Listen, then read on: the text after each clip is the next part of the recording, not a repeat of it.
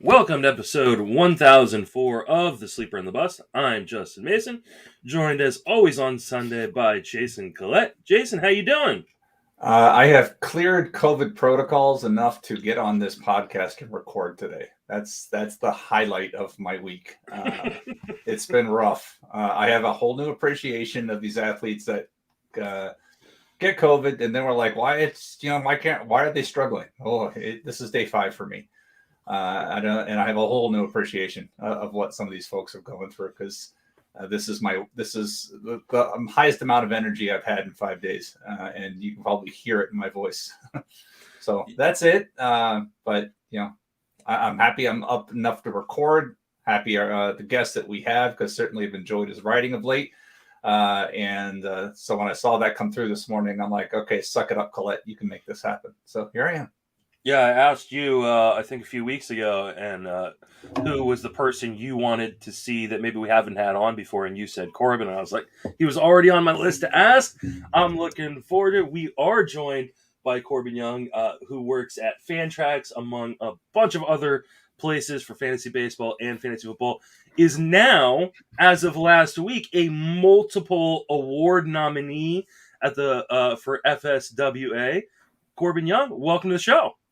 What's up? Yeah, thanks for having me, Justin and Jason. Yeah, it's good to chat with you guys here. Normally just in the Twitterverse and the DMs or something, but not live like this. So it's nice to chat with you guys. Thanks for having me on. Oh, congratulations on your multiple awards. So tell everybody what you were nominated for. So it was just one, actually. It was just the football ongoing series or whatever. So you should have been nominated for 2. I thought you were nominated for another. No, it's all good. So yeah, that was kind of nice. It's been like in Jason's world, it's been a little rough in just some of the COVID cases, schools and stuff like that, and my other job. So it was a nice little thing to end the week there on Friday. So you also may be the most fit person in the fantasy baseball world, and that is a direct shot at Dave Mendelson. Yeah, I'm about to say, Dave kind of sets the high bar when he came on here and made Justin and I look really, really bad. I was say, yeah, Mendy definitely probably pushes that as well, but we're also a little older than Mendy is, so maybe he showed up with the gun show, and I was like, oh man. Although I did, back since he came on the show, I think I did drop 35 pounds. In all my efforts, but it was one of the things I looked. I was like, "Yeah, he's young." I feel like he was half my age, but I was just like, "Yeah, okay, maybe I'll do." So that was one of the upsides of 2021 was that. But yeah, he kind of sets the high bar of what fantasy baseball fitness looks like. I have also dropped 35 pounds since he's been on the show, and my youngest daughter did not appreciate falling that far. So but I always appreciate seeing you post like your workout stuff. It's actually pretty motivating, so keep doing that. You can follow Corbin on Twitter at Corbin_Young21. Follow Jason on Twitter at Jason Collette. Follow me on Twitter at Justin Mason FWFB.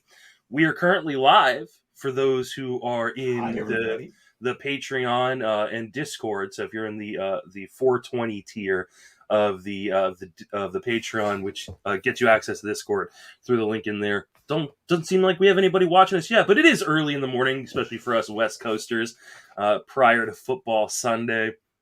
So you're missing my great quarantine room here, guys. You can see my New York City apartment style. My big dog laying on the bed behind me.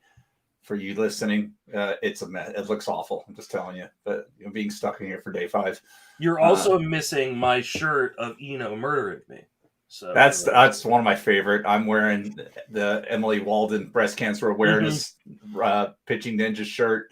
I think this is the 4th different color iteration of this shirt I have now. So that's great. Put this on as soon as it came in the mail. I'm wearing it again here. Go Emily. Yeah, and we should have sent Corbin a note about you had to wear a RotoWare shirt to come on the show. So. Corbin's just wearing his hoodie. If you want to go back and watch the episode, I will put a link to the video on the show description, or you can just go over and check my YouTube. It'll be made publicly available after I post the episodes at some point today. But we are going to talk about a bunch of pitchers.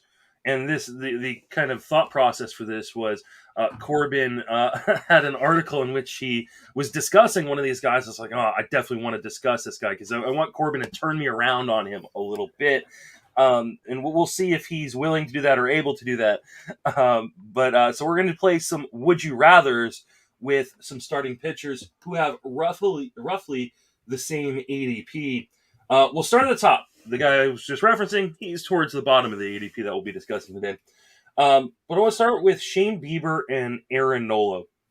Both guys are coming off of down seasons for different reasons. They're both going around the same in the ADP around, the 10th to 15th pitcher. Corbin, I'll start with you. Who would you rather draft? Who do you think has the better potential for a bounce back in 2022?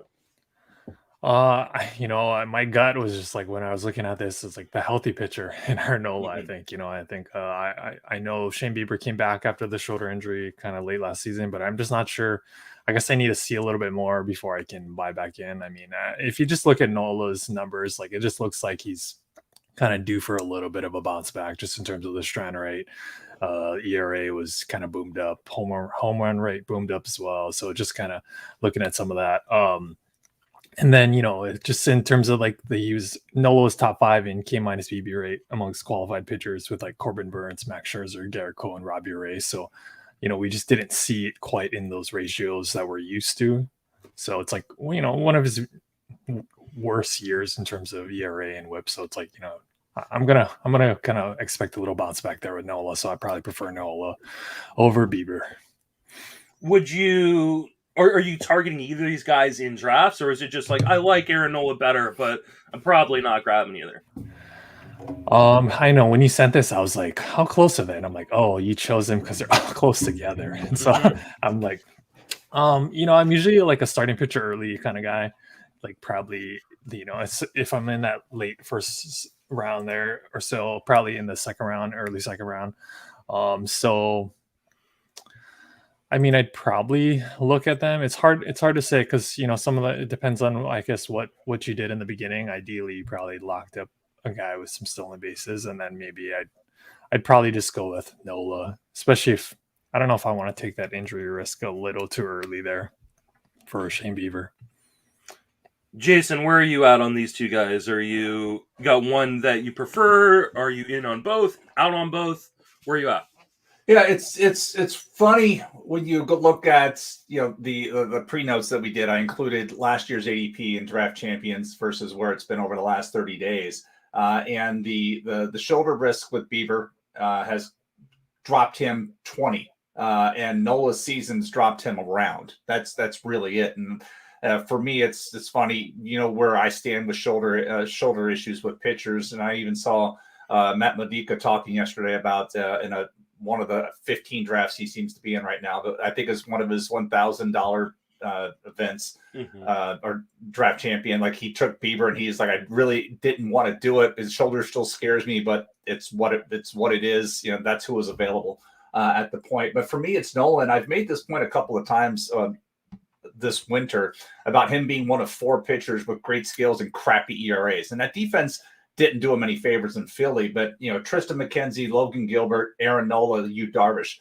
the only 4 pitchers with ERAs over 4 last year who had at least a 25% strikeout rate, batting average against a below 250 and a WHIP of 120 or lower. And those are the only guys. Everybody else was 3.83 or lower. And then those 4 guys were at the top. And you would have to hope. We saw that Phillies did some improvements in the bullpen. I really do like Corey Knebel being added, add some depth. So one would hope that Nola won't have that problem and the defense that he had last year. I don't believe Philly is done with their roster. There are some options for them to improve their outfield defense. Trade for Kevin Kiermaier, please. But they've got some options to do some stuff. But for me, I want Nola all day long here. I believe in him. I know that like year after year, he's getting closer to that Dave Bush syndrome where the skills are there, the outcomes aren't. He's too good for it to be this mediocre for his outcomes for this long. I'm back in, and the market is too. Like I said, he's only dropped around. from where he was last year. But to me, and Bieber's, I really don't want to get into that position Matt was at, where it's like, okay, I have to draft this guy because of what he could be, but the shoulder injury scares me. I don't want to be in that spot. Yeah, I will not be in that spot. One, because I hope to get one of the aces kind of ahead of Bieber, but two, I feel like there are guys going behind Bieber I'd rather have anyways, and so if I'm not going to get kind of the 1A aces, I'll just wait for some of the 1B guys going a little bit later that I still really like. Therefore, like it's clear to me that Nola is the guy. I mean, when you look at his underlying pitching metrics, his ERA indicators, I mean, he clearly got unlucky in 2021. And I mean, he's quite literally like just been super, super steady until last year. And I don't think we give him enough credit for how just dominant of a pitcher he can be. I believe I have him. I'm going to double check that right now. I've got him as my number 11 starting pitcher right now. So I'm totally fine where he's going. Bieber, just like you guys mentioned, I'm afraid of the health. So like I had him pretty high up early on, and every time I do a rankings update, which is like every few days or so, on my starting pitcher document, he just drops two spots. Right now, I think I have him at number 18 or 19. I can't buy back in. As much as I love the skills, if he's healthy, he's probably a huge value. I don't want to take a guy I've got real question marks with that early in a draft. And I think that's I mean, look at the top 15 ADPs over the last month in draft champion format. Lucas Giolito rounds out the top 15 at 42. You know, Bieber's at 31, and you look at that top 15, and he's the only guy that even brings you pause. Really, I mean, to me, he's the only guy that I hesitate to pull the trigger because he's gone as high as 20, as low as 50. Average ADP is 31 in this, but he's the only guy in this where I'm like, yeah. As you said, there are names, and we're going to talk about a few of these guys that come down later with this, but you know, I've had Bieber reservations previously, and what was it? 2020. I was dead wrong on it. You know, If I'm dead wrong again, oh well, it happens. But I was dead wrong at 20. But that wasn't a health concern, and this one is a health concern, and that's why I am out. Absolutely. Let's move on to our next pairing. These guys, again, I believe are two top. Looks like top 15 pitchers. Yeah, top 15 pitchers. When you take off the few relievers going ahead of Robbie Ray, in the ADP, not as close together as they were when I first I hadn't updated my dates on my ADP, and now that I have, it looks like Robbie Ray is starting to slip a little bit. His ADP is 44.7 since I believe Christmas, and Sandy Alcantara. His ADP is 32.89. Jason, who would you prefer out of these two? I was very, very high on Alcantara last year, and that worked out very well. You know, there was a lot of attention being paid to some of the other higher skill or perceived higher skill. A lot of attention on Pablo Lopez. Sixto Sanchez and whatnot, and Alcantara was just kind of sitting there as a guy that we thought we could get a good amount of volume from, and he gave us the volume as well as the skills. And Lance Lynn was the guy that we thought, okay, this could be a big year for him. We had concerns about him leaving the comforts of Texas and going to Chicago, but the run support was supposed to be there, and he doesn't get hurt. Well, guess what? He did miss time. That was it. You know, he pitched, ended up throwing almost 50 fewer innings than Alcantara did last year. And despite the run support in 28 starts, he got 11 wins. And so he did struggle with that first year adjustment, whereas Alcantara was out there, took the ball every 33 times, but he only got 9 wins out of it. And that's what was really tough for him, because as that team decided to rebuild in the second half, that impacted him. And now with the praying, for those of you guys watching visually, with the universal DH, looks like it's going to be on the table.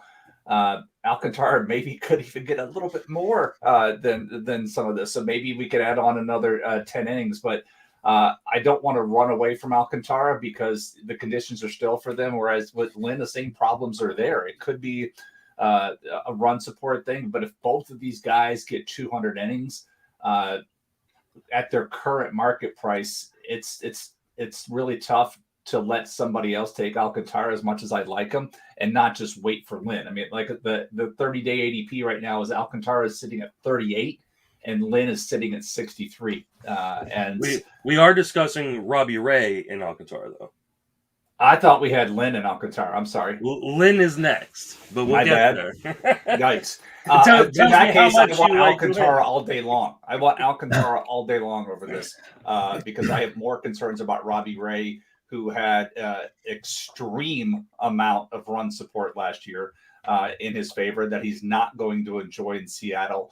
The biggest concern I have in Seattle is the amount of late and close games they won is something that doesn't translate well year over year.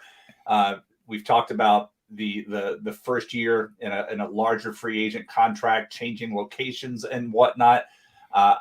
No, I want Alcantara. There's more stability and certainty in what he can do than what Robbie Ray is walking into in his new situation.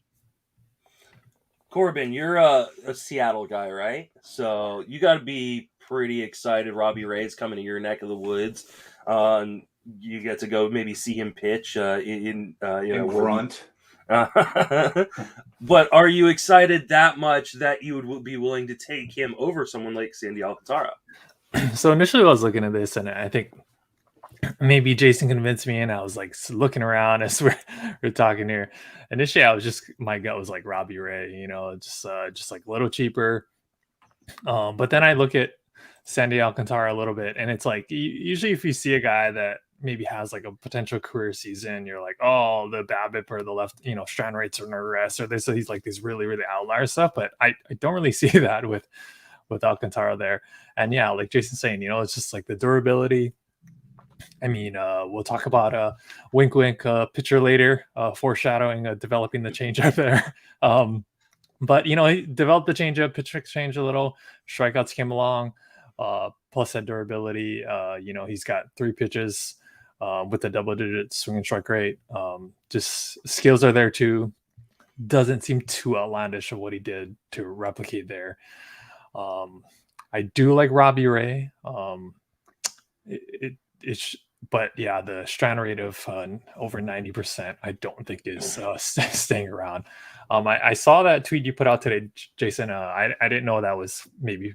I noticed Ryu in there, but I guess it probably applies with the run scoring and stuff like that, or whatever. Yeah, it's not as. I mean, the run support. When you look at, he basically had about 5 runs a game coming into it, and this is more going to come into play with a pitcher we're going to talk about later that I really don't like this year. But Ryu was one of the guys. Toronto itself had a lot of run support, but Ray really earned his more because 72% of his starts last year were quality starts. So he put himself in the positions for this. We talked. I think last we talked about where wins come from, and if you go to Baseball Reference and look at the starting pitching splits on the teams, you can tell they've got some categories. So Robbie Ray, 32 games. He won 13 of the 32 he started in. He had 12 no decisions in those games that he started. He only had 1 cheap win, where a cheap win is defined as a game where you don't have a quality start, but you get a win. He had 1 tough loss. And so really when he was out there, you knew what you were going to get. He didn't luck into a lot of wins. He didn't fall into a lot of unfortunate losses like some other guys. When I look at those categories like Alcantara, he had 6 losses in quality starts. And, if Miami could give him just a little more stuff in that regard, that would certainly help him. And so when you look at the cheap wins, he wasn't there either.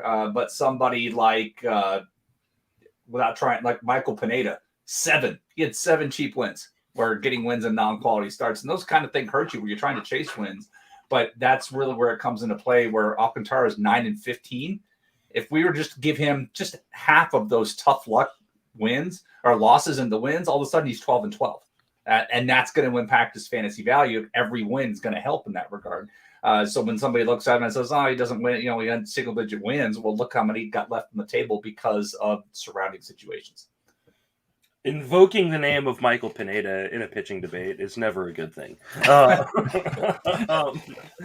As far as I go, like I have Alcantara ranked higher than Ray, so clearly I have a preference. I'm not opposed to taking either, but I just find myself either attacking the pitching going ahead of these guys or the pitching going behind these guys. I just don't seem to ever land on them. Now I'm only 5 drafts in.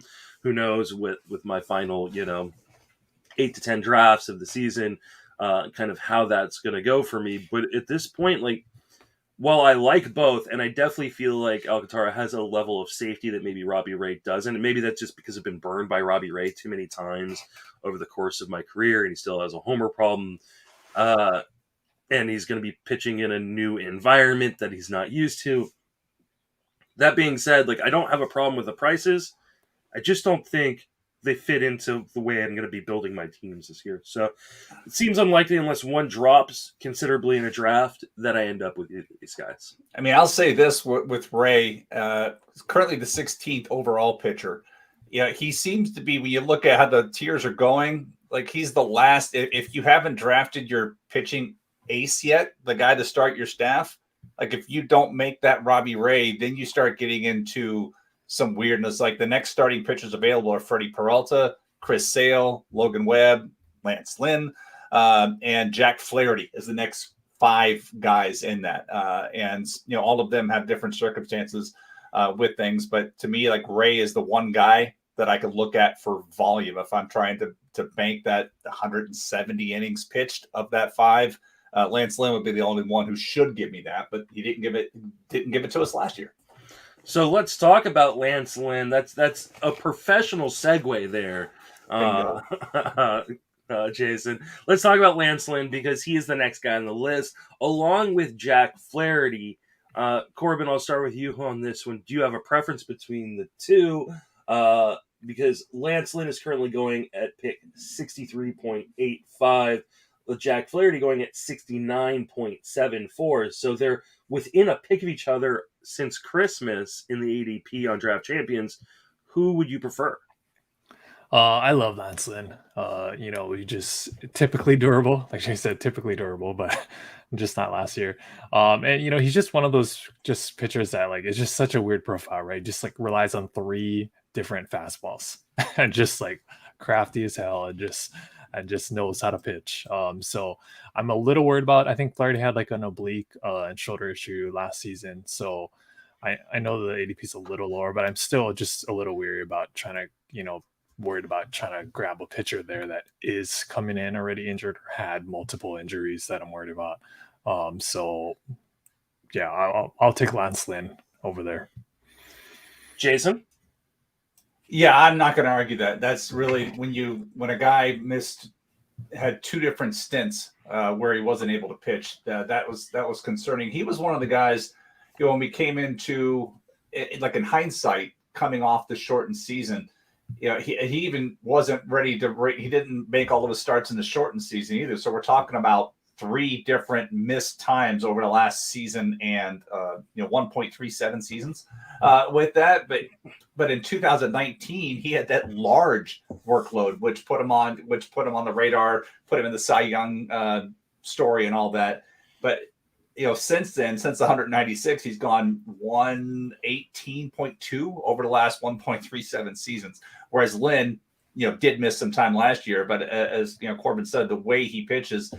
What I've always liked about Lynn is just how he attacks. He doesn't mess around. He's not trying to get you to chase out of the zone. He's trying to get ahead of you as much as you can and then put you on the defensive. And so there's value in those types of pitchers. And there's another guy on this list that we'll talk about that's taking that same approach. But it's like, and that's what I like about him. And again, getting back to the points I was making earlier when I thought we were talking about him, he does have the run support that the Chicago team should be able to provide him with plenty. Their bullpen has the depth. The conditions are there for Lynn to have a very nice year if he can avoid the IL and get back to where his typical level of workload.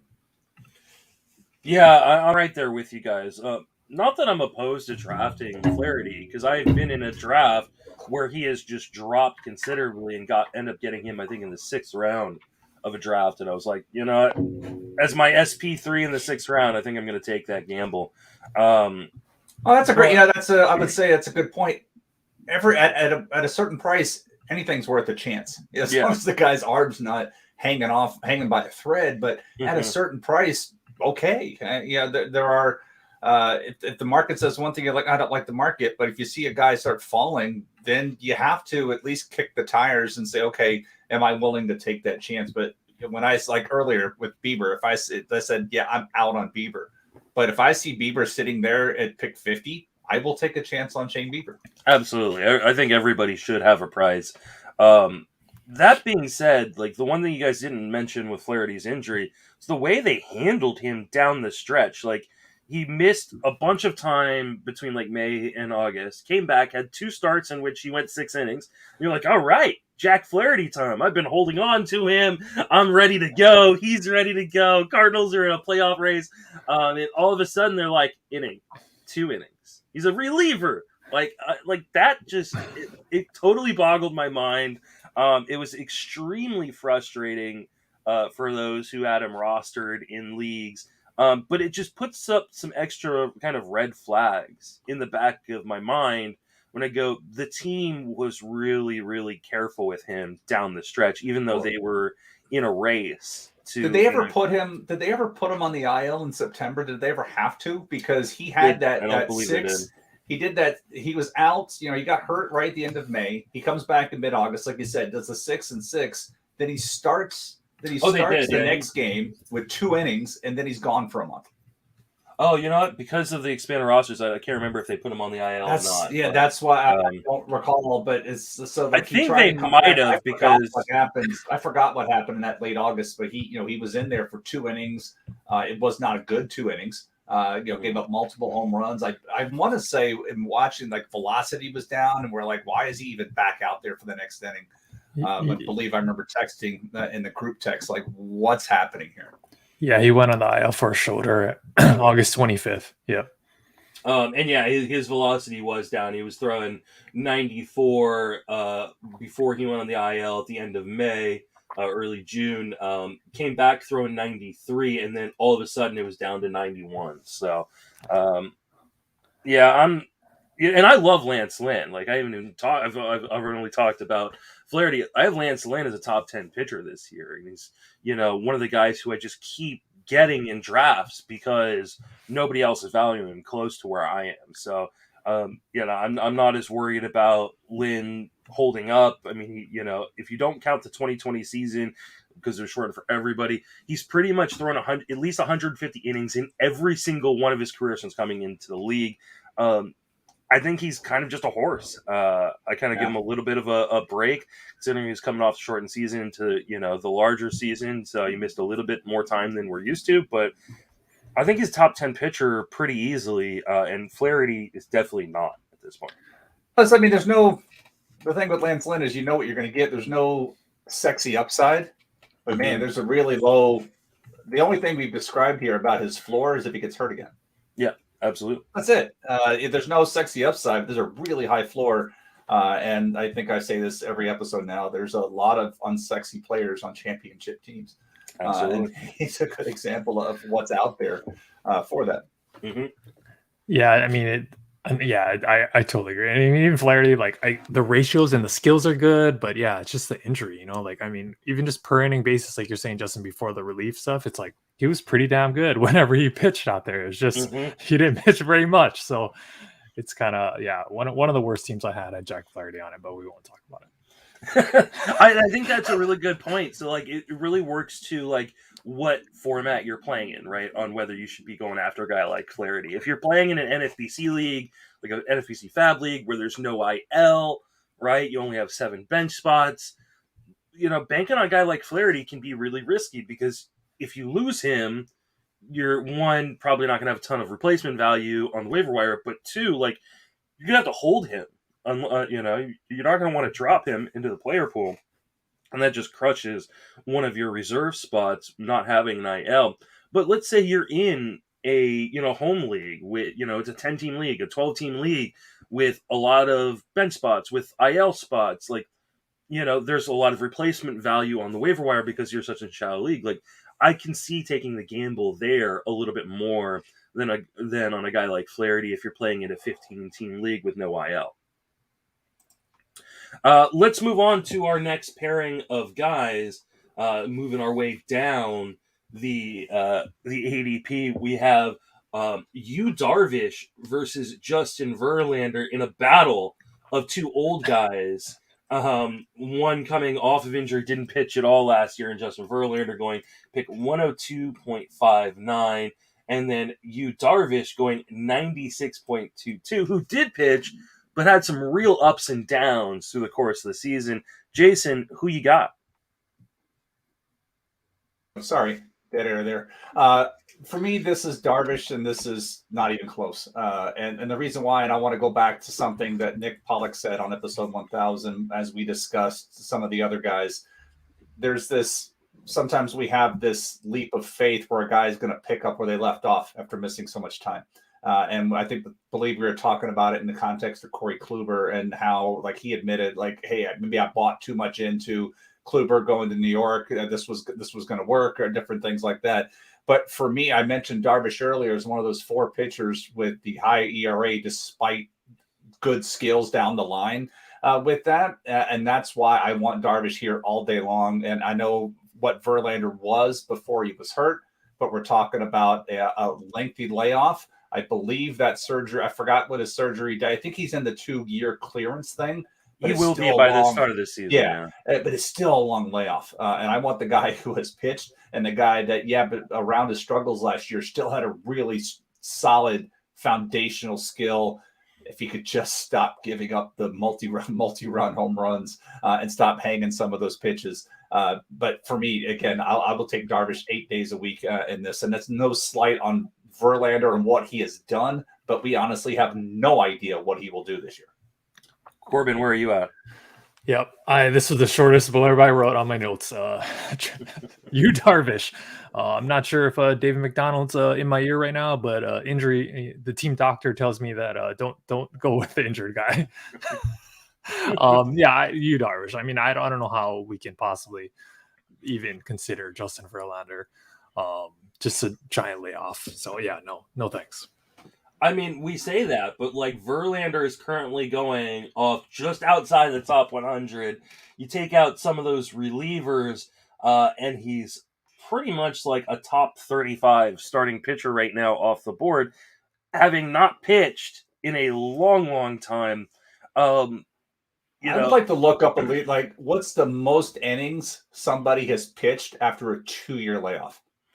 Yeah, I mean, I have no idea I bet you there's someone who just came back and threw 200. Like, I'm sure there's going to be one. I'm sure there is out there. I would love. Yeah, I'm not good. I'm not that good on StatHead to be like, okay, give me this leaderboard, and I want to find somebody who didn't pitch the year before. It'll be someone who went off to World War II and like came back and threw 300 innings.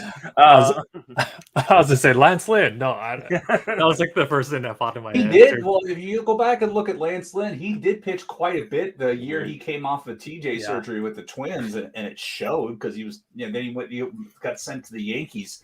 On there, but Lance Lynn had a pretty shortly thereafter. But I do remember Lance Lynn being one of the anomalies to that because he did come back and throw quite a bit. Like he threw 186 innings after missing 2016. It's pretty good. And I mean, here's the other thing that I haven't really heard a lot of people talk about in the industry in terms of Verlander. What mechanics is Verlander going to be throwing with? Because remember, before he got hurt, before everything happened, he talked about how he was changing his mechanics so he could try to pitch another 5 to 10 years at his age. Is he going to come back to those mechanics? Is he going to go back to the mechanics that we know have made him elite? We have no idea if he's the same guy. I mean, he's 39. I mean, all of us are of an age now where we know what, being a little bit older does to your body in general. But there's no way I can pay the price where he's going. Like, I'm not even close. So I mean, this one's a pretty easy call for me and Darvish. That being said, I don't know that I end up with a ton of Darvish too. I don't know. I know he started rebound at the end of the season. He really, really struggled not having sticky stuff. Makes you wonder what kind of, the balls they were using and stuff, like how that kind of affected him throughout the season. And he has his own history, injury history that can be a little bit frightening as well. I've seen him go really late in drafts, so that's and it's not as late as 122. Yeah, when you start seeing him go around there, you really just say, "F it, I'll take the gamble." Well, if you look at some of the guys ahead of him, like I'm looking at some of the starting pitchers ahead of him.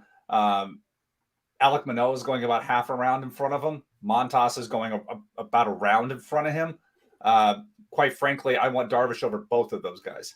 Luis Castillo is going almost 2 rounds in front of him, and man, I don't want Luis Castillo until he's off Cincinnati, and maybe that's why he's being drafted where he is, because I know Luis Castillo to me is one of those guys where what's possible, and when things are hot, they're really hot, and you see it.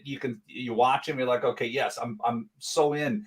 But for me, I don't know, like somebody's taking him 44th overall. To me, he's got to get out of Cincinnati to achieve that kind of value.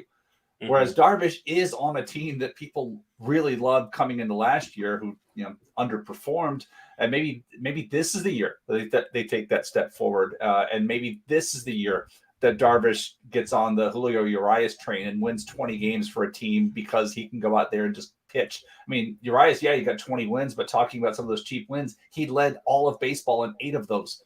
He had 8 wins in games where he was not a quality start pitcher. Darvish could pull the same thing off. Yeah.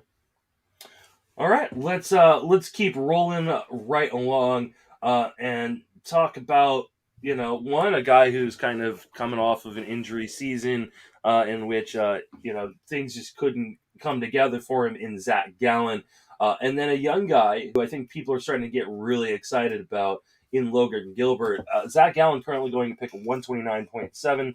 Logan Gilbert going at 132. Jason, who you got between these two guys? I really like Gilbert here. I've watched both guys pitch, but Gilbert to me, and going back to the Nola Darvish ERA grouping, Gilbert was one of the 4 guys I mentioned earlier about the high ERA despite the skills.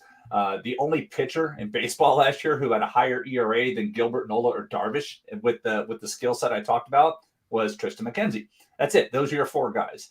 And so for me, what the Gilbert doing what he did as a rookie and being able to excel in so many areas, but struggle with ERA that's not completely in his control.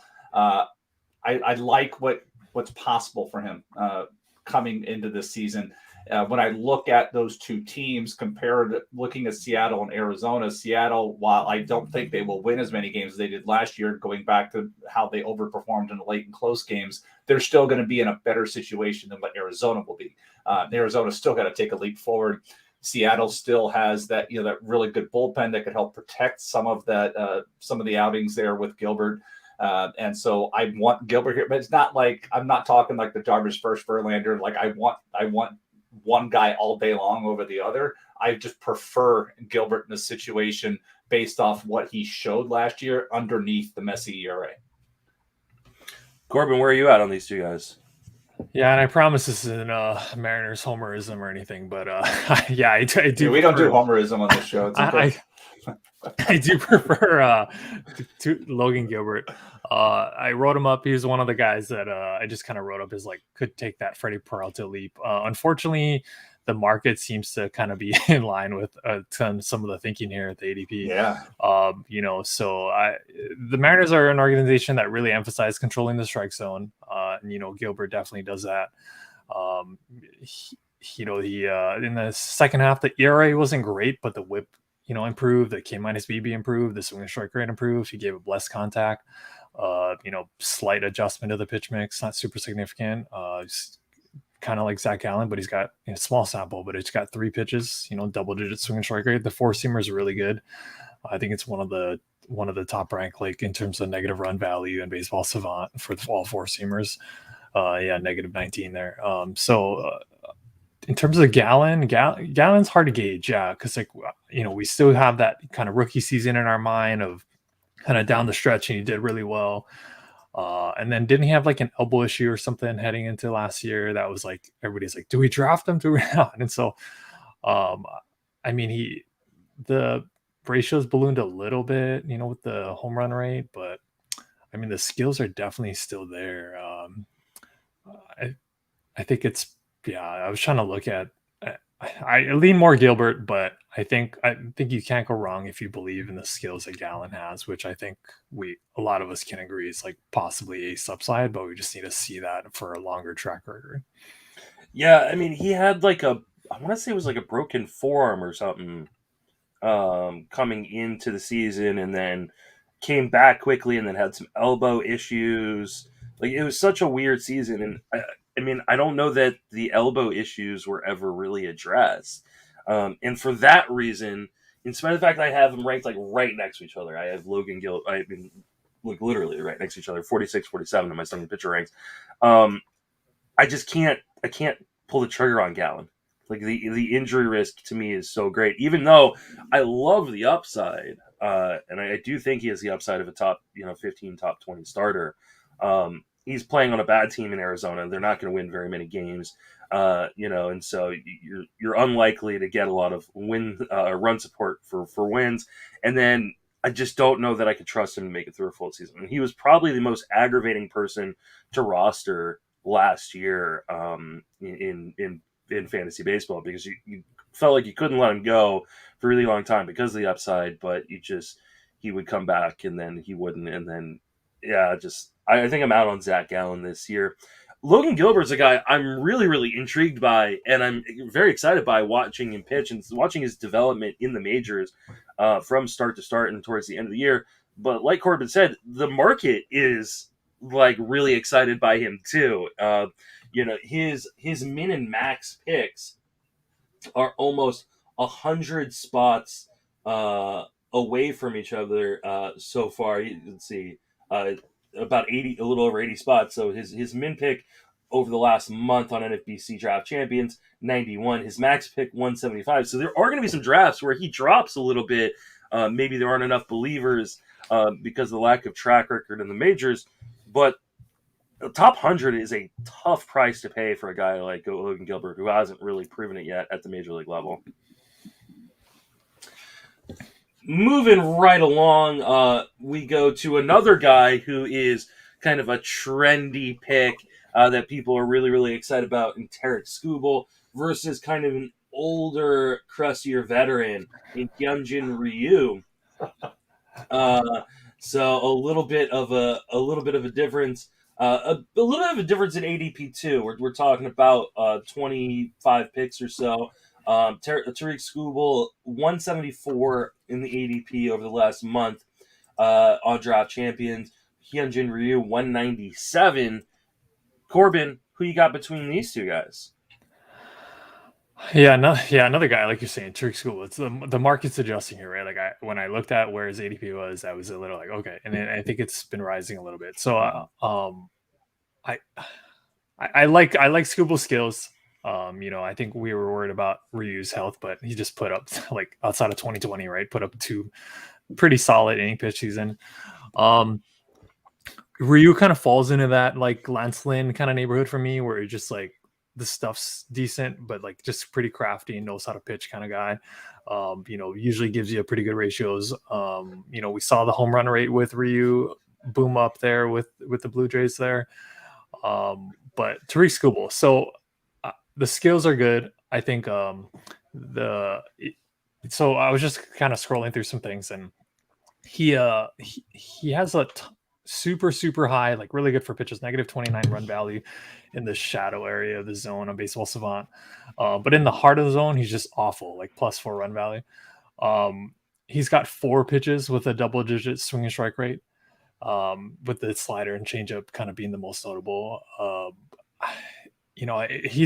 So I was looking at, there's a leaderboard of like just the different run values, and only 2 pitchers show up with that rank kind of top 25 in the negative run values for the shadow area, with a positive like run value in the heart of the zone. So like a bad run valley for pitchers.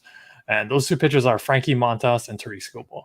So I don't really know necessarily what that means there, but what that tells me is that I think that Skubal's, possibly going to be a little bit better in the heart of the zone next year. I don't think he's going to be that terrible.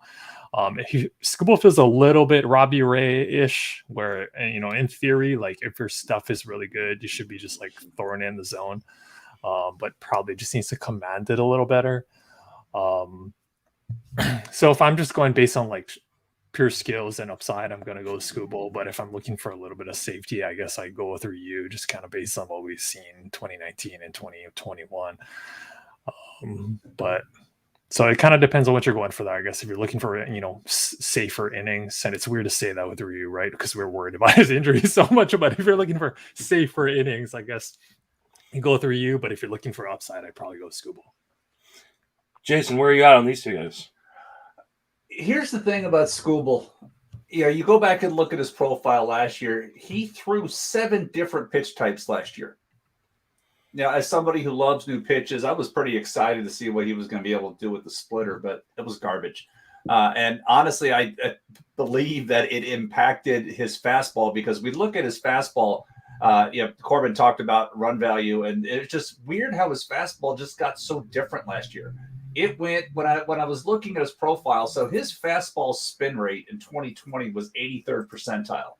Last year it was 29th. How does somebody lose almost 300 RPMs over one season to the next? Maybe it was some of the sticky stuff.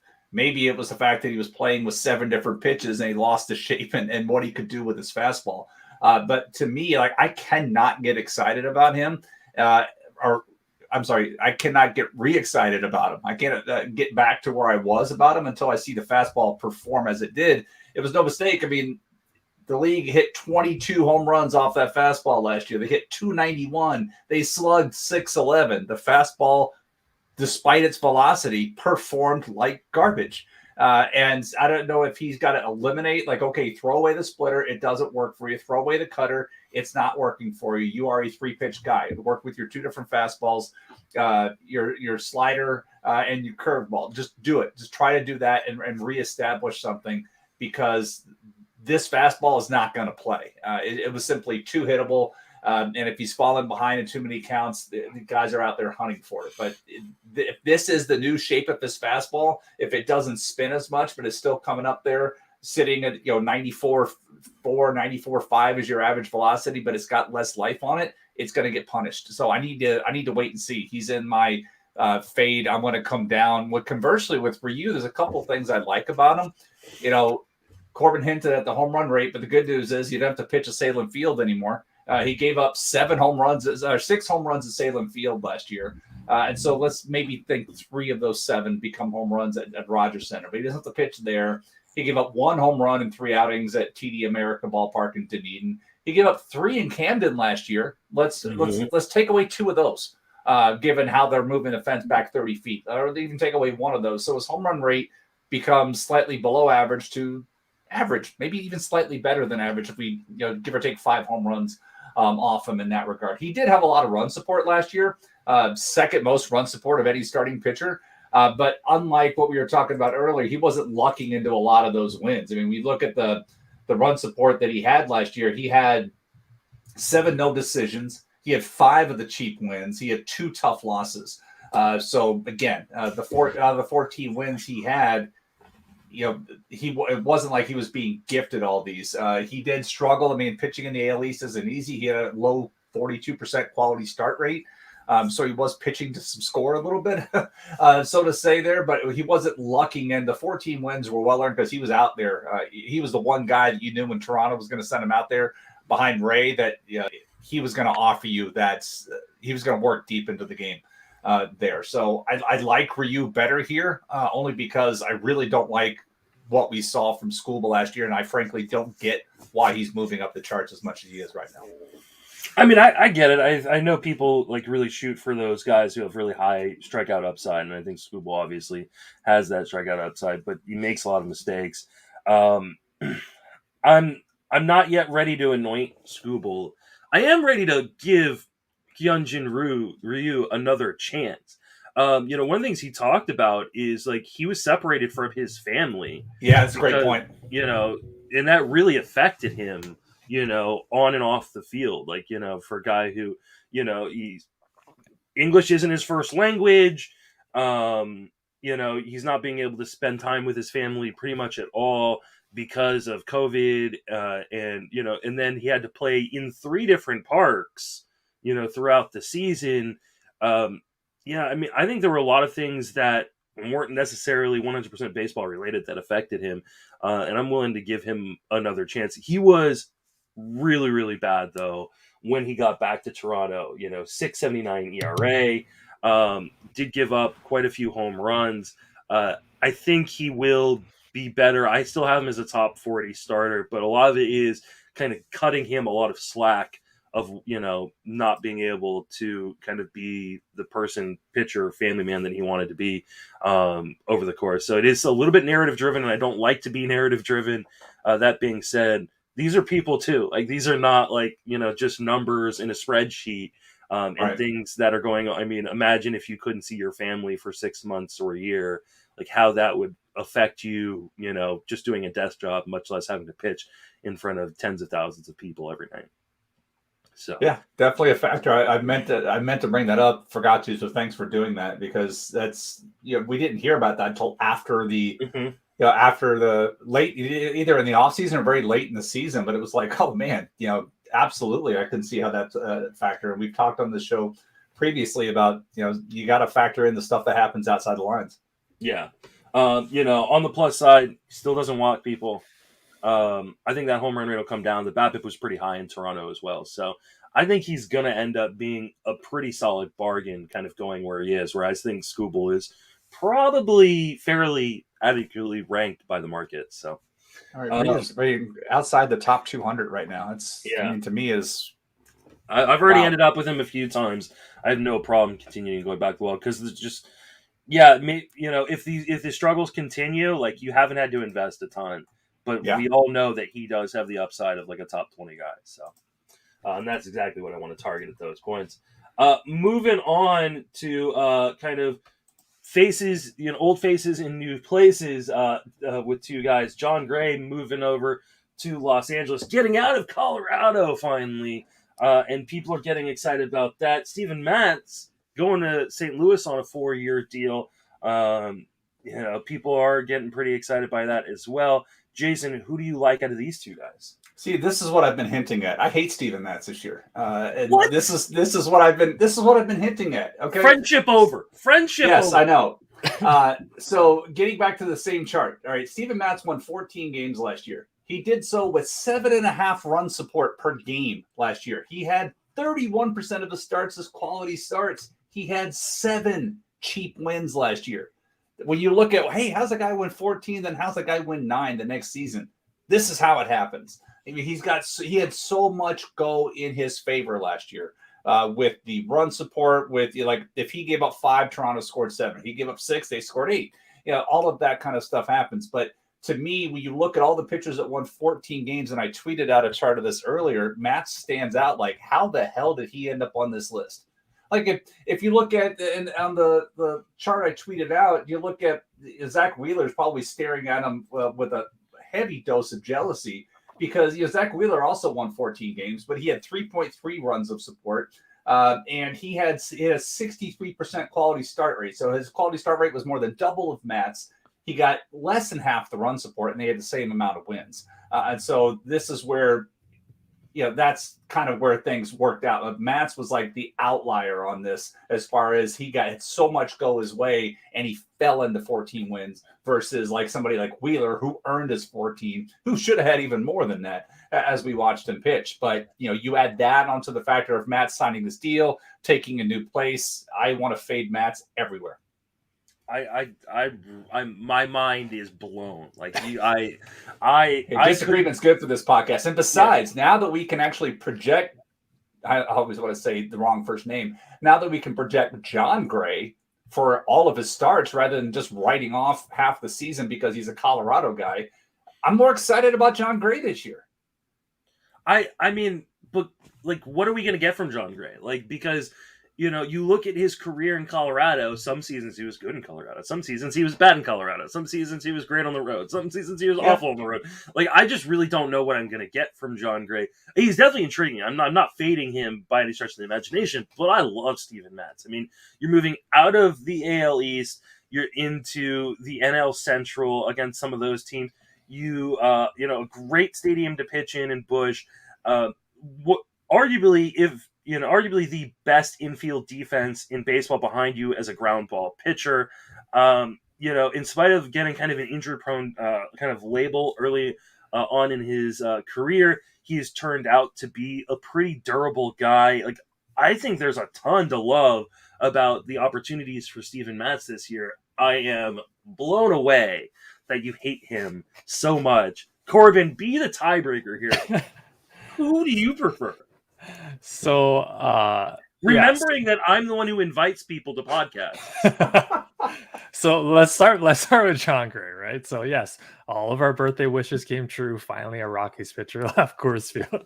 I'm really hoping for German Marquez to do that next, but I don't know when that's going to happen. He might be like 35 years old by then. So Jon Gray. So I think it's just, we're looking at the skills, right? And we're looking at the park upgrade. We know that Coors Field boosts BABIP, right? So it's like he's just going from there should be an automatic kind of benefit there. I was a little worried. He had an elbow injury, Jon Gray did last year, but the fastball velocity was about the same, or actually increased a little bit. Skills improve post elbow injury. I don't know what to think about that, but skills did improve a little bit post elbow injury in terms of K- BB rate. And so I think there's just, and so the fastball's got pretty good horizontal movement. I'm curious to kind of monitor some of the pitch movement stuff, because I felt like I've heard that like some of the pitch movement is different or something in Coors Field or something like that. So I kind of want to monitor that. Yeah. But so I think, assuming the four seamer's got consistent kind of horizontal movement, I think quality contact numbers should go down for him a little bit. With the park upgrades, sliders still good against strikeouts. I think we're just buying in skills there. Steven Matz, Steven Matz is a weird season. So how does he go to Toronto and have one of his lowest home run rates of his career? I know it wasn't all in Toronto, but how does he go to the Blue Jays and pitch in the AL East and then have the lowest home run rate of his career? That was like the most confusing thing I was looking at. I feel like Matz is kind of safe. He had a weird season, Matt said. I was kind of looking at like how he pitched in Dunedin, started off great, pretty good K- BB rate, 19.3%, home run rate of 1.06, boomed a little bit in Buffalo, ERA over 5, home run rate increased to, and then he kind of finished the season strong in Toronto, 2.69 ERA, 1.26 whip. Home run rate of 0.75. K- BB rate went to 13.8%. So weirdly, the skills kind of looked a little different, but it looked like he was just kind of relying on limiting BABIP and kind of stranding runners down the stretch. Again, park upgrade, right? Like, we're just looking at that too. Defense should be pretty good for the Cardinals as well. He gets a ton of ground balls. I probably want Jon Gray over Steven Matz, but I think there's a level of safety with Steven Matz. But it, I've run into this scenario before. I think, like, I used to think that Kyle Hendricks was this really, really safe pitcher. So I think there's some risk there, right? Like, we can't just be like, there's a level of safety here with this guy. And then, if the skills aren't there to get strikeouts and stuff, it's like, what do we have? So I like a little bit of both, but I kind of overlooked Matz last year until I dug into him. But I both you. Justin's speechless. No, I'm just moving on. I'm moving on. I mean, the final point I would add is that Corbin was talking about the pitches perform. There has been a lot written about how the pitchers struggle. Obviously, with a guy like Gray, who's so well known for spinning his curveball and how it just acts differently at the altitude, and then going on the road and then coming back and trying to get used to it. Now that he doesn't have to worry about that, he's pitching in a controlled environment at home, and there shouldn't be that big disparity between how his stuff performs. I'm very excited about what's possible because, you know, we've seen what he can do when everything's right. And you know, the Texas situation, it's a better situation for him. He's got better defense behind him now. He doesn't have to worry about outfielders covering, you know, 10,000 acres of outfield grass and stuff blooping and falling in. So I'm excited to see. And when, like I said, these guys are right next to each other in ADP with it. But when we get to that spot, yeah, it's funny because Marquez, Matz, and Gray are 1, 2, 3. They're right there in the pitcher ADP with that. And of those three, please give me every share of Gray I can get. Yeah, I mean, I'm, you know, as much as I'm flabbergasted, betrayed, I think maybe is the correct word, by your guys' slander of Steven Matz. I actually like both, and I'm not opposed to getting both on as many teams as possible because I think both have the opportunity to be really, really interesting. I think I may have said I keep saying John Gray is going to LA like he's an angel, but he's going to Texas, which is, you know, is proven to be one of the best parks in baseball to pitch in. So that is very exciting. Don't know what the win potential is going to be like in Texas because while they added some pieces to that offense, they're still a really bad team, I think. So, especially in that bullpen, I think he's going to lose a lot of. You don't believe in Joe Barlow? Come on, man. No, absolutely not. One of my favorite late season pickups, so I can keep it $2. If we played the reliever and congressman, I could actually probably use like most of the Rangers bullpen. Oh yeah, for that because it's a bunch of no names. All right, let's move it right along and talk about Drew Rasmussen and Bailey Ober, two guys who are getting a lot of kind of quote unquote sleeper buzz coming into 2022, and I think they both have interesting profiles. Corbin, what are your take on these two guys? I mean, I obviously like Drew Rasmussen. Props to Dave Swan though. One of my buddies there. Every once in a while we'll talk about just some guys, and then he's one of the guys who's like, hey, looking at this guy, and I'm like, okay, and then you look at him, you're like, holy shit, okay, Mm-hmm. There's something here. I guess I kind of pegged him more as like a reliever, but stuff's really good. Sometimes struggles with command. Really good ratios. Kind of both as a reliever and a starter. I think there's some concern. You think like, how many innings is he going to go per start? He didn't. I think he popped out at like 5 a few times. So I think there's some of that risk there. Again, just stuff's really good. I think stuff warrants taking him over Bailey Ober. In most spots there, especially when you're what do we like pick 250ish or so, like at this range here, like this is where you're going to take a guy like Rasmussen with some upside that could take that leap, like Freddie Peralta, which is kind of my theme in this one article. But Bailey Ober, I know people, and maybe I'm completely wrong, and I probably am, but Bailey Ober and Joe Ryan have like almost the same profile. It's like this like fastball heavy, like, and I know JC probably have an argument for Joe Ryan or something, but just like just like Bailey Ober, just not super exciting profile, just kind of that fastball heavy slider approach there. He's a big dude though, right? He's like 6'9". Stuff isn't overpowering, but he's still got a double-digit swing strike rate on 3 of the 4 pitches. Again, I'm looking for upside here, which I would be. I'd be going Drew Rasmussen over Bailey Ober, just kind of based on potential or these skills that Rasmussen has over Bailey Ober. Jason, where are you at on these two guys? Yeah, I love Joe Ryan, by the way. And it pained me as much as I wanted to get Nelson Cruz. And I said it when we recorded the trade deadline thing last year. I loved finally getting Nelson Cruz. I hated what it cost to give him up. But for me, Rasmussen was the guy that I was talking about earlier. It was interesting. And Corbin and I were trading direct messages a couple days ago about this because Rasmussen's such a tough guy to get to understand.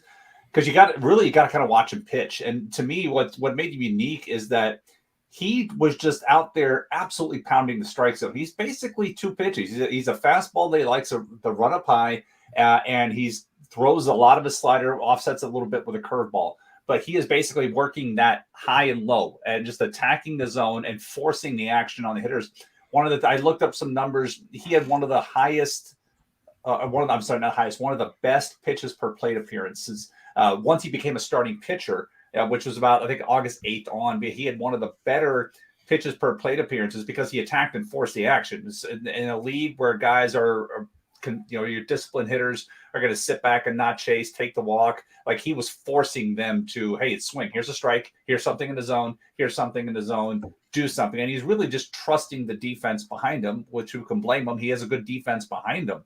But that's how he would come out. And if I look at how he's going to be used, I would have the concerns about him not staying deep in the games. But if they're going to continue to use the opener, he's a great candidate. Let somebody come out and just get the first couple. Okay, rest of us, and go out there and give us 4 quality innings, give us 5. He doesn't have the repertoire to go deep into a game.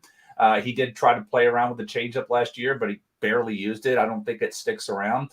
But the approach he had last year, the way he attacked, at least it worked in the regular season. Now, in the postseason, wasn't as great with that, and we'll have to see where that goes. But I have a tough time quantifying what I believe he can do because the approach is so unique. It's like, here's 2 things. Neither of these pitches are fantastic, but the approach is unique because we're not waiting for the chase. He's getting ahead, and we've talked about the importance of the 1-1 pitch and the swing and OPS after that. He's getting to that 1-1 pitch quickly. He's not wasting time. And that's what I enjoy about watching him pitch as a real guy. As a fantasy guy, I don't really know how to get excited about it because it could go either way. It could go going back to the bullpen, or if he's used with an opener, it can come out like when Ryan Yarbrough won 14, 15 games in a similar approach until it didn't work for him anymore either. But Ryan Yarbrough can't live in the strike zone. He was one of the guys that had to start painting it, and once he lost his ability to paint, he lost his effectiveness. Whereas Rasmussen has more of that up-down approach that Tampa Bay likes to develop that Yarbrough can't do because he just lacks the velocity to spin that pitch up there. So to me, I'm not trying to play homer, but I want to see what else is here with that. I've only seen Ober pitch once. When I look at the profile, I'm just not excited about what's there. But when you say Joe Ryan, you also have my interest because I was very much in on Joe Ryan in the Invisible this time last year, saying take a reserve round pick on him, stash him. Not knowing that he was going to go to the Olympics. If he had not gone to the Olympics, he probably would have been up earlier and would have been even more valuable fantasy stretch because he would have pitched half the year. But once they had him on the track for the Olympics, Tampa Bay did not move him up. And then he was obviously traded on July 30th. Yeah, I'm going to sweep it here because I'm really, really intrigued by Drew Rasmussen. Sometimes like you have to write an article or you write an article and you kind of stumble across something, and that's kind of what it was with me in Rasmussen. He was someone I didn't really give much credit to. One, I didn't know if he was going to be the rotation because the way Tampa Bay runs things there, they have so many arms and young arms right now. But he was really, really, really good. Does a great job of getting guys to hit the ball on the ground into that defense, which is pretty darn good behind him. Limits home runs. And I think he had, unfortunately for Shane Baz, I think he has a leg up right now on an opening day rotation spot. I would not be surprised if Baz is not in that rotation to start the year and goes back down to AAA. And I think he's just a really, really intriguing guy going way later than a lot of these other Tampa Bay young arms. And so for that, I'm not in on Bailey Ober. There are a lot of really smart people in the industry who are like pumping Bailey Ober. But again, I don't really like what they're doing in Minnesota.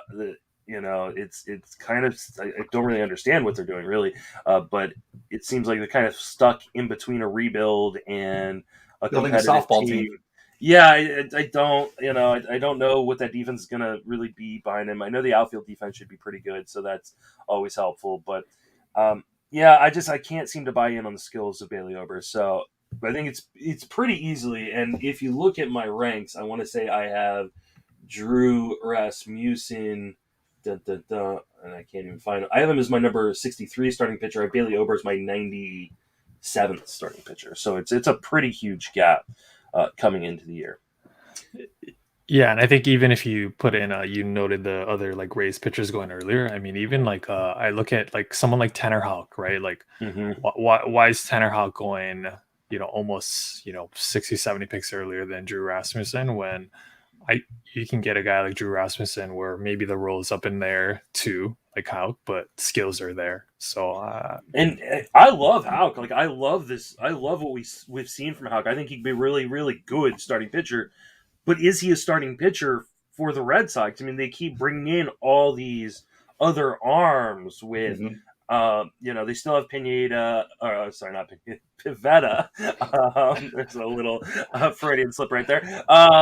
They still have Pivetta. They bring in Michael Wacha. They bring in Rich Hill. Like, they kind of dicked him around between starting and relieving all throughout the season last year. Like, as much as I like Houck, and I think he will find his way into the rotation at some point, I feel much more confident that Rasmussen's going to get a shot at the rotation early on in the season, and that's what I'm going to be drafting. Let's get to the big moment. The big moment. The guy that I wanted to talk to Corbin about is Jesus Lizardo, because he wrote something that is very intriguing. I want you to turn me around on him. I've kind of faded Lizardo because of his price in recent years. Now the price isn't attached. He's much, much cheaper. Now in Miami, which is still a pretty good place to pitch. I am still pretty skeptical that he's going to be able to put it all together this year versus Luis Patino, who, again, another one of these Rays pitchers with really, really intriguing upside, but we don't know what the role is necessarily going to be because Tampa Bay is Tampa Bay. So, Corbin, sell me on Lizardo versus Patino. All right, how much time do I have to convince you, Justin, about it? As much time as you need. It started when I heard on the Friends with Fantasy Bandits pod, you'd said like, "Oh, I'm out on Lizardo," and I was like, "Whoa, out on Lizardo," and I was like, "I gotta chime in here." It's like kind of joking, but no, really. So the Marlins have been pretty good about helping pitchers improve their changeup. If we look at Sandy Alcantara, the changeup usage going up from 12% in 2019 to over 23% in 2021. Results kind of followed there. I know Pablo Lopez has always kind of been a changeup guy, but that also increased as well. Helped aside with Pablo Lopez there. And just when we talk about like pitching prospects, I think, we know this, but like, growth isn't linear, right? And so you're looking at a guy that has came up, went down, had some injuries. He kind of bounced around with Oakland. So you look at the BABIP and the left on base rate, like it's just awful. Like, so, he's just ran into some terrible misfortune. It's a small sample and the results didn't follow, but I don't care about the results not following in that small sample. But you look at when he went to the Marlins. So with Oakland, he relied on the fastball just under 60% of the time. And then he went to the Marlins and he dropped the fastball to 46% and then up the slider usage. Now the results were awful. The ERA was still over 6. The WHIP was over 1.6. The K-VB was below 10%. Bad, so but again, I'm kind of just looking at that, and you're saying with the price, right? Like he's going like around pick 300. Stuff's always been great with Lizardo, above average stuff in the slider and changeup. I think the changeup could get even better. You're looking at the BABIP and strand rate definitely regressing. And Lizardo has the prospect pedigree, and it's still a small sample. Like he really hasn't even pitched. It might feel like he's been around for that long, but he really hasn't been around for that long. Just in terms of major league, he's totaled just over 166 innings across 3 seasons. So I think there's definitely he's kind of my number one pick for kind of a Freddie Peralta type breakout. Is what I wrote in that article. And again, just you're taking a gamble here around pick 300. That doesn't mean I don't like Luis Patino, right? Like Luis Patino's got pretty good movement on the 4-seamer, gets pretty good, decent amount of whiffs there, good results. Kind of uses that 4-seamer slider approach. So if I'm looking at both, I'm probably going Lizardo because I apparently already planted my flag on Jesus Lizardo, but I'm not opposed to like a Luis Patino as well, right? Because I think both of those guys have similar um, potential for growth and strikeout upside, especially at that ADP is kind of where I'd be taking those gambles to look for that person to take that leap. And even if Patino's, and at that point it's like one of those where like, if I hold on for a little bit and I cut, like it's no big deal, and this is where I'm going to take that a guy that could take that massive leap. Jason? I'm kind of surprised looking at these two ADP wise. Lizardo is just inside the top 300 at 299, and let's not forget he was 105 this time last year. That's how far his star fell. He was right around the top. I saw him going in the 90s, and I think he was 105 overall. And so that's just kind of crazy to me how much he's fallen. Then Patino, he's going 316. He's gone as high as 220, as low as 402. Lizardo as high as 249, but only as low as 350. But if you look at last year, obviously Patino showed so much more. But to me, I'm also very excited about where Lizardo is for a couple of things. Like one, he goes from the West Coast to back home. He's from South Florida. Now he's pitching in Miami. So it's one of those outside the lines types of things. He changed his repertoire up a little bit, not so reliant upon his fastball, was incorporating more of a slider when he made the switch over to Miami. The overall numbers don't show it, but if you go back and look, like his final outing of the season was against Philadelphia. He struck out 11 in that. And you looked at, and go back and watch that game, you're like, oh yeah, that's what he's capable of. And so it's when you see a guy that was in the top 100 that's now down here around 300, it's like it's tough not to want to get right back in because we're only a year removed from loving him so much. We were taking him in the 7th round. Now you have the opportunity to almost take him at the 21st round. Please let me bring me back in. And that's, again, no slight on Patino, who I do like, who's has a nice circumstance situation around him as well. But to me, if I'm looking for a guy that I can get more work out of, to me, that's going to be Lizardo this year. And I want back in for a lot of similar reasons. This is one of the reasons why you're like, hey, who do you want to host or have on a co-host? I wanted Corbin because there's been so many things that he's been writing about of lately that I think he's hacked my computer or some of the conversations, because it's like the same thing. We've been on the same wavelength with certain players, with certain things. And like I mentioned DMing earlier with Rasmussen, because I gave him another name to look at. And he goes, it's funny because I have that guy down as well. Because there's been so much what I've been reading, like even something as similar as Cesar Hernandez. I talked about him as a guy. I go the next day, I'm looking at something. He has Cesar Hernandez written up, and I was like, okay, I haven't even written anything. All I've done is talk about him. He's bugged my mic. I know this. Yeah, so that's one of the reasons why. I'm a Lizardo guy here. It was funny because we recorded episode 1000, and then we had to sit on it for 4 or 5 days. Yeah. So that way Paul and I could record episode 999. And you had a few guys who, like, you had talked about on that episode that Corbin then wrote up. And you sent me DM. It's like Corbin bugged my mic. He was listening. No. He had to know. That's funny because I thought the same thing. Like, because I heard that it was delayed like a few days, and I literally texted someone. I was like, dude, I just put this guy or wrote this guy up over the weekend, and it's like the day or two when they recorded, but it came out later. Yep. Yeah. So you guys have me pushing Lizardo back up. One of the things we haven't really talked about is Lizardo's injury history, though, because Lizardo has had, some of it's been fluky, right? The video game thing where he breaks his pinky throwing, a remote, a controller or whatever it was. I'll let that one go. But, he's had elbow issues. He's had shoulder issues that have not been addressed surgically.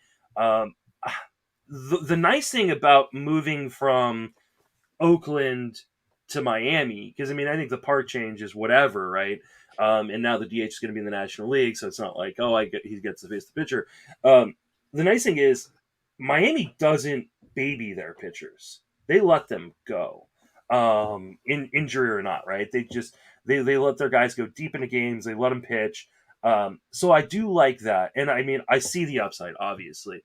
I also see the 5 walks per 9 that he had once he moved to Miami. And that his home run rate is still sometimes a problem because he loses command within the zone. Yeah. Well, I remember he was playing around with his repertoire a little bit there too. And I'll give you like one number I didn't bring up, but it really stood out to me when I dove into Lizardo research. When the batter was ahead on him, the league hit 387 and slugged 757.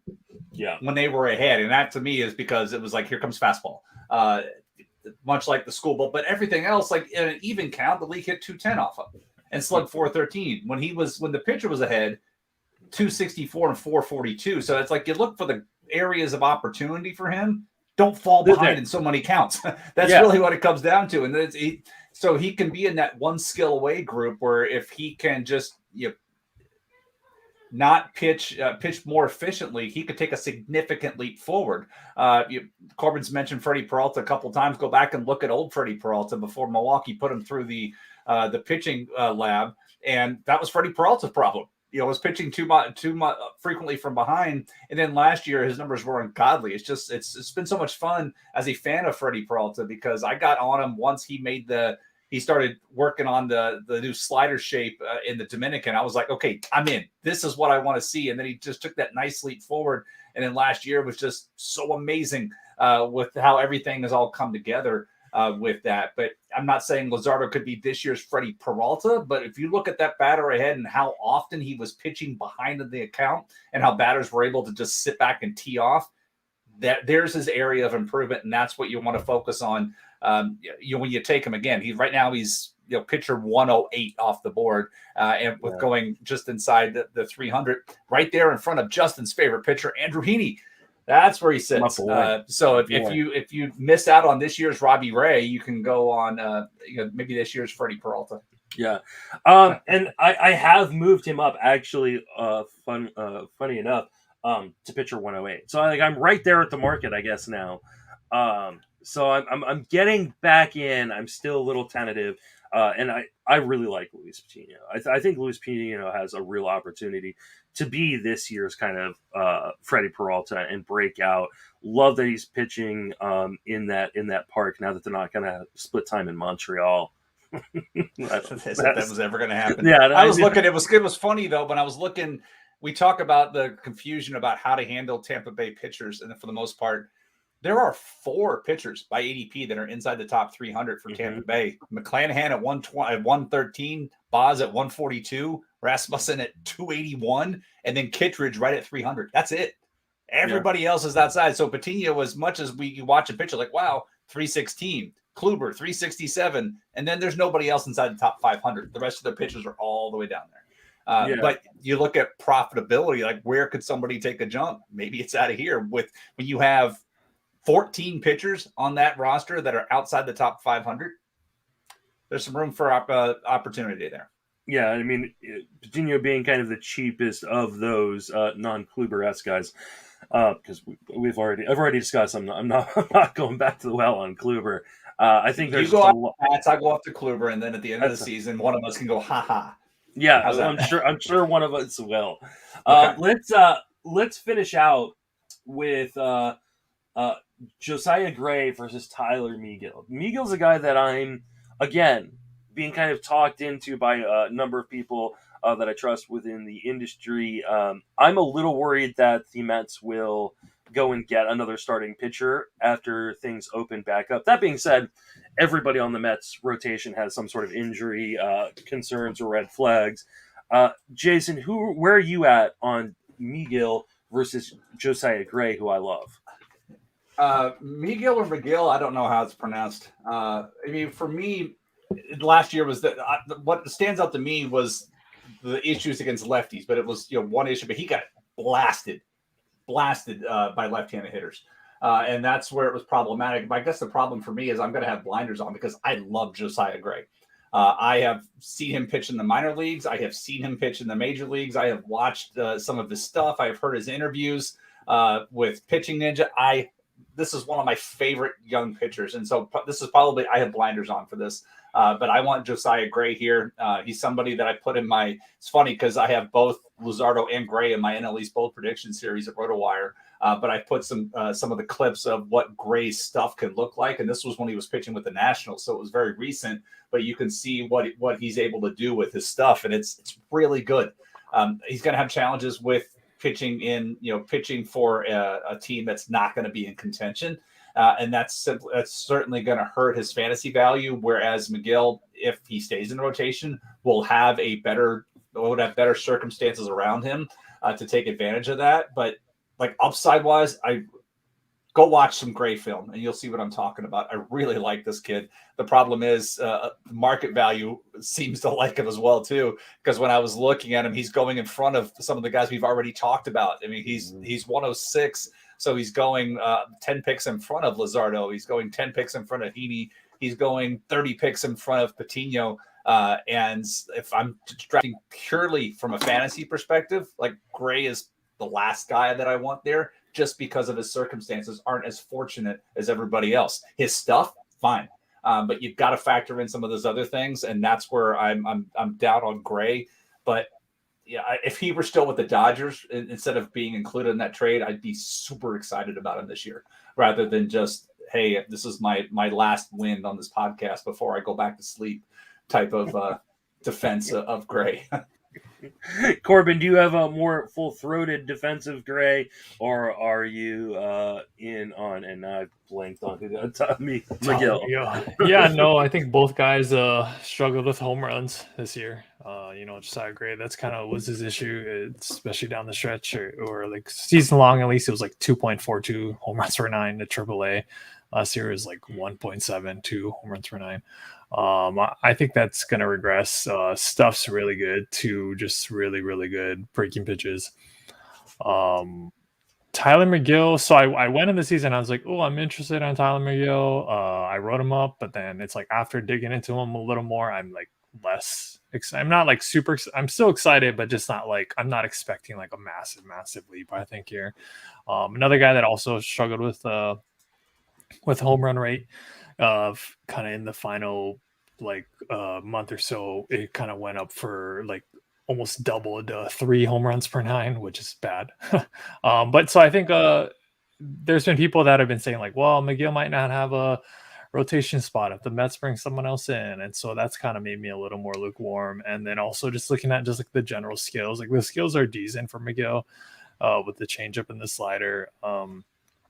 But yeah, there's so many pitchers here. I prefer Josiah Gray just kind of in terms of more locked in row and the better stuff. But there's so many pitchers here that we've just talked about. I know I can't get all of them, but yeah, I want like Josiah Gray. I want Drew Rasmussen. I want, Jesus Lizardo. I want Luis Patino. Like, how do I land all of them? I don't know, but I want like a share of. You wait until the 14th round to draft your first pitcher. How's that? This is why auctions are so much fun, right? Because like I think if you're one of the people that don't like to spend on starting pitching, like this is the year you could potentially build a pretty interesting and fun rotation with a bunch of like $5, $7 pitchers. And I think I may try that in a league or two this year because there are like these guys like Josiah Gray. Like I think he is really, really interesting. McGill is a guy that I can't remember which way is the right way to pronounce his name either. So I'm going to go back and forth. That I was kind of out on coming in, but there's so many people who are in on him that it's made me go back and kind of reevaluate. I still do worry, one, like I said, that the Mets go and sign another starter to kind of help bolster that rotation. However, like I mentioned kind of at the outset, Carrasco, Taijuan Walker, DeGrom, Scherzer are all guys with varying size red flags in terms of health right now. So, like, I think there's going to be a role, even if it's not at the start of the season, for McGill in the rotation.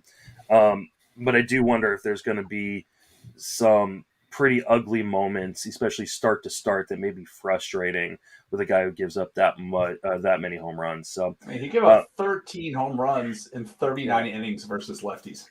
Yeah, that's not going to work, especially in that division. So for me, it's pretty easy to go with Josiah Gray, who, while he does have some homer issues of his own, I really, really think he has a ton of upside. He's a really smart pitcher, and he is locked into a rotation spot given the state of that rotation. That's true. In Washington. Like I feel like I can easily pencil him in as a full-time guy to start the year. So it's Josiah Gray, and it's not particularly close for me. That is going to do it for this episode of The Sleeper and the Bust. Corbin, thank you so much for joining us. Yeah, thanks for having me. Good chatting pitchers and everything in between here. I really appreciate it. It's something I was looking forward to all week after kind of a other day job, rough week there. So appreciate it, guys. Well, we appreciate you coming on. Remind everybody where you can reach on social media and plug anything you got going on.